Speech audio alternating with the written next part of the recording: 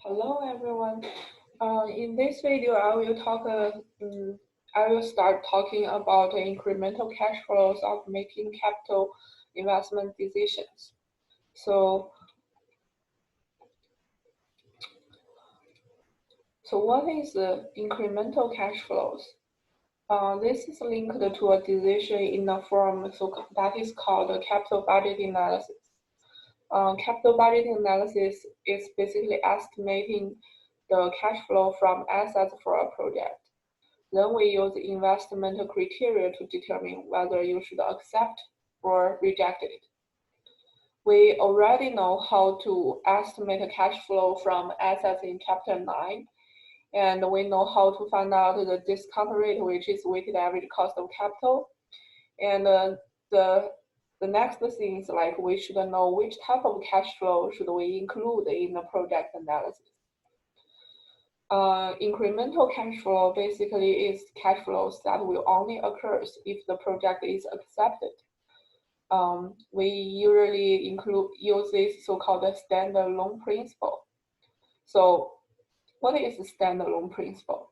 Standalone principle is that before you start doing analysis of the project, you ask yourself this question: will this cash flow occur only if we accept the project? If the answer is yes, we should include the cash flow into our analysis, and this type of cash flow, we call it incremental cash flow. If the answer is no, we should not include those cash flow into analysis. And if the answer is part of, then we should only include the part that occurs because of the project. So first, I would like to talk a little bit about sunk cost. If you purchase 2 ski trips, and both ski trips are non-refundable. The first trip, the cost is $100. The second trip is $50. And after you buy those 2 non-refundable trips, you Google them, and you found that the first trip has a review of 2 or 3 stars. And a lot of people complain their experience here. For the second trip, it has a really good experience. The review is like 4 stars or 5 stars. And suddenly you found that you made a mistake. Those 2 trips are overlapped. You cannot only go for one of those 2 trips. Which one you should choose? And here, some people will think trip 1 is more expensive, so we should go to there. The answer is that is not rational. Because those costs, no matter is this $100 or the $50, they are non-refundable. So no matter whether you go to trip 1 or you go to trip 2, you cannot get this $150 back. So then when you make decisions, you should exclude those $150 from your decision. Your decision should make based on incremental benefit, which is the future benefit. So trip 2 is more enjoyable, so you should go to trip 2. This decision is not affected by the cost of those 2 trips. If you bought a 500 ticket for a conference couple months before, then you found the conference will not help you. And at the same time, there is a free career fair with lots of career opportunity. And those opportunities are aligned with your career goals. What should you do? Should you go to the conference because of this 500 ticket, or should you go to this career fair? Those $500 again is non-refundable. So your decision should not based on this $500 tickets. You should not attend the conference. And your decision should be based on whether the conference or the career fair worth your time and money. Third example, if you spend $40 on a non-refundable ticket to the theater for tomorrow night, and you suddenly are invited to play board game at your friend's house at that event. And you prefer hanging out with your friend. Should you go to the theater? Again, those $40 are sunk cost for you. You cannot recover those $40 by go to the theater. No matter you go to theater or hang out with your friends, those $40 you cannot get it back.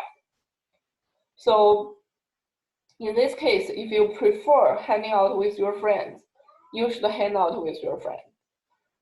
And you should not include those $40 into your analysis. Here's a very common mistake.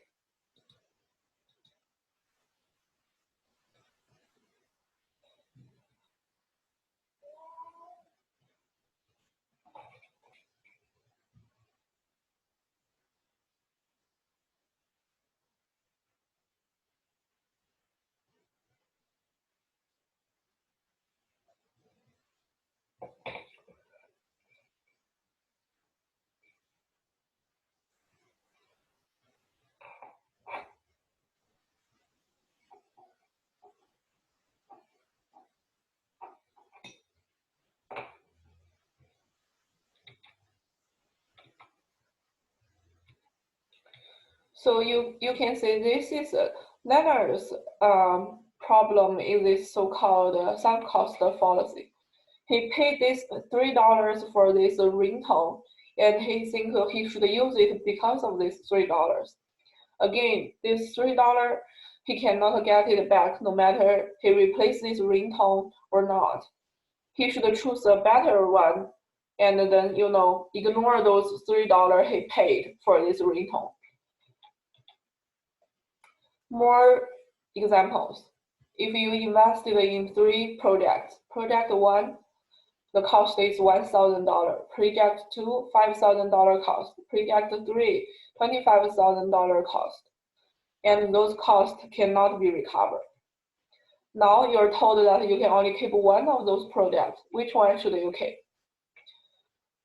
The rational decision is that we cannot make future decisions based on those sunk costs. All those costs are non-recoverable. What we should do is we check the future benefit and we choose the project that returns largest benefit in the future, which is project 2. So here I will officially introduce the definition of sunk cost. Sunk costs are costs that occurred in the past, and you cannot get it back. So they are not incremental cash flows. When you answer, well, if we accept this project, whether those sunk costs is happened because we accept the project. No, it's not. So it's not incremental cash flows. So sunk cost should never be considered a relevant factor in the decision making. A very common sunk cost in the firm is market research cost. So if the company spend money conducting market research before investing in the project, when the firm do the capital budgeting analysis, those cost of research is sunk cost. No matter whether the firm accept or reject the project, those market research costs cannot be get back. So we should not include those research costs into our analysis. That is sunk cost, and that is for this video. And I will introduce other type of incremental cash flow or non-incremental cash flow in the next video.